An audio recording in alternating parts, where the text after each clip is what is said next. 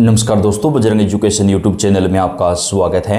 राजस्थान ग्राम पंचायत चुनाव 2026 की हर महत्वपूर्ण जानकारी सबसे पहले प्राप्त करने के लिए आप चैनल को सब्सक्राइब जरूर कर दें, वीडियो को लाइक और शेयर कर दें। आपका अपना चैनल है जहां पे आपको राजस्थान के ग्राम पंचायत चुनाव से जुड़ी हुई हर महत्वपूर्ण अपडेट हम सबसे पहले पहुँचाते हैं। दोस्तों, राजस्थान के ग्राम पंचायत चुनाव को लेकर आज सुप्रीम कोर्ट से बड़ी खबर आ चुकी है।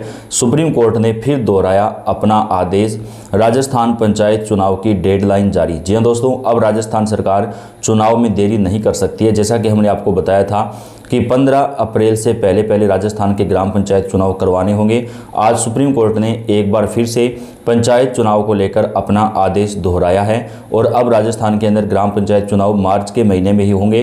कब होंगे इसकी जो लिस्ट है वो भी सामने आ चुकी है, कौन कौन सी तारीखों को चुनाव होंगे, पूरी डिटेल आपको देंगे। दोस्तों, लास्ट तक वीडियो को आप पूरा देखिएगा। राजस्थान में पंचायत चुनाव की डेडलाइन फिक्स, पंचायत चुनाव की उल्टी गिनती शुरू हो गई है। सुप्रीम कोर्ट ने फिर दोहराया है कि पंचायत चुनाव 15 अप्रैल 2026 तक पूरे करवा लिए जाएं हर हाल में। साथ ही पंचायत परिसीमन के मामले में दखल देने से सुप्रीम कोर्ट ने इनकार कर दिया है। सुप्रीम कोर्ट ने पंचायत परिसीमन के एक मामले में दायर विशेष अनुमति याचिका को खारिज करते हुए ये आदेश दिया। याचिका में कहा था कि राजस्थान हाई कोर्ट ने 14 नवंबर 2025 को परिसीमन प्रक्रिया को वैध ठहराते हुए 31 दिसंबर तक इसे पूरा करने और 15 अप्रैल तक चुनाव कराने को कहा था। याचिकाकर्ताओं की ओर से हाई कोर्ट के निर्णय को चुनौती देते हुए कहा गया था कि उनके गांव को काफ़ी दूरी पर स्थित एक अन्य ग्राम पंचायत से जोड़ा गया है जहां दुर्गम भौगोलिक स्थिति है और सड़क संपर्क का भी अभाव है। शीर्ष अदालत ने साफ कर दिया कि अब परिसीमन प्रक्रिया को दोबारा नहीं खोला जाएगा क्योंकि इससे पूरे राज्य का चुनावी कार्यक्रम प्रभावित होगा। हालांकि कोर्ट ने ग्राम पंचायतों को इतनी छूट दी है कि यदि उन्हें पंचायत मुख्यालय के स्थान को लेकर कोई शिकायत है तो वे सक्षम पदाधिकारी को अपना आवेदन दे सकते हैं, लेकिन इससे चुनाव या परिसीमन पर कोई रोक नहीं लगेगी। निर्धारित समय सीमा में परिसीमन की प्रक्रिया पूरी।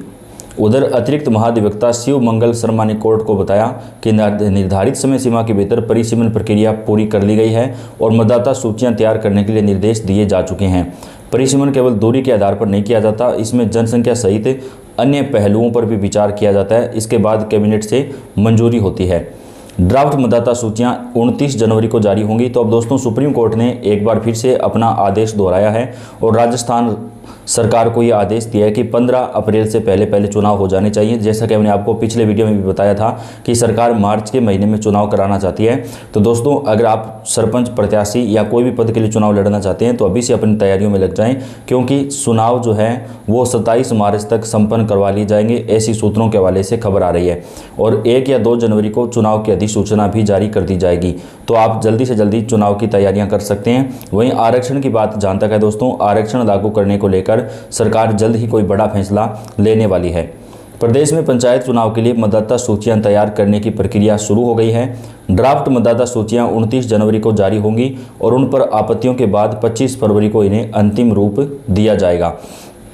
राज्य निर्वाचन आयोग ने मतदाता सूची से ही चुनाव कराने की खबर का खंडन करते हुए कहा कि यह समाचार तथ्यात्मक रूप से असत्य, भ्रामक व त्रुटिपूर्ण है। साथ ही स्पष्ट किया कि 25 फरवरी 2026 को जारी अंतिम सूची के आधार पर ही चुनाव करवाए जाएंगे। तो दोस्तों, राजस्थान के अंदर ग्राम पंचायत चुनाव को लेकर बेहद बड़ी खबर निकलकर सामने आ रही है। तो सरकार की तरफ से जो है वो यहाँ पर कई नए नियम भी लागू किए जाएंगे, जैसे कि शैक्षणिक योग्यता 10वीं या 12वीं पास, 2 से अधिक बच्चों का नियम।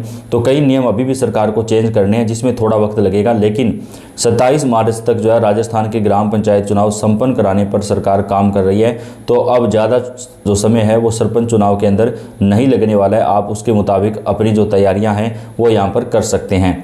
राजस्थान में पंचायत चुनाव 15 अप्रैल 2026 से पहले कराए जाने प्रस्तावित है। हालांकि राज्य निर्वाचन आयोग की तरफ से अभी तक किसी भी तरह का चुनावी कार्यक्रम की आधिकारिक अधिसूचना जारी नहीं की गई है, लेकिन प्रशासनिक स्तर पर इसके लिए तैयारियां शुरू हो चुकी हैं।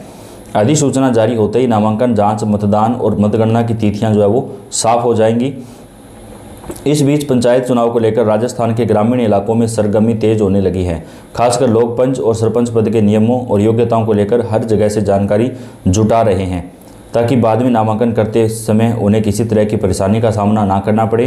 बता दें कि इन पदों के लिए कुछ जरूरी कानूनी शर्तें तय की गई, जिनका पालन करना सभी दावेदारों के लिए अनिवार्य होगा। पंच और सरपंच चुनाव लड़ने के लिए संतानों का जो नियम है उसमें सरकार बदलाव करने वाली है। अगर किसी की संतान की 2 से ज़्यादा संतान है तो उसको जो है वो सरकार की तरफ से 2 से अधिक संतान वालों को चुनाव नहीं लड़ने दिया जाता था, लेकिन इस बार सरकार उनको राहत प्रदान करने वाली है। चुनाव में उम्र को लेकर नियम साफ बताए गए। पंच और सरपंच के लिए चुनाव लड़ने वाले उम्मीदवार की न्यूनतम आयु 21 वर्ष होना जरूरी है। अगर किसी भी उम्मीदवार की उम्र इससे कम होती है तो वह इन पदों के लिए पात्र नहीं माना जाएगा। लेकिन अधिकतम आयु जो है वो कुछ भी नहीं रखी गई, यानी आपकी चाहे कितनी भी उम्र हो आप चुनाव लड़ सकते हैं। न्यूनतम उम्र की गणना को लेकर भी नियम तय है। उम्मीदवार की उम्र की गणना से नाम निर्देशन पत्रों की समीक्षा की जन्म की तिथि को आधार मानकर की जाती है, यानी यदि उसी दिन उम्मीदवार की आयु कम से कम 21 वर्ष पूरी होनी चाहिए जब तक वो आवेदन कर रहा है।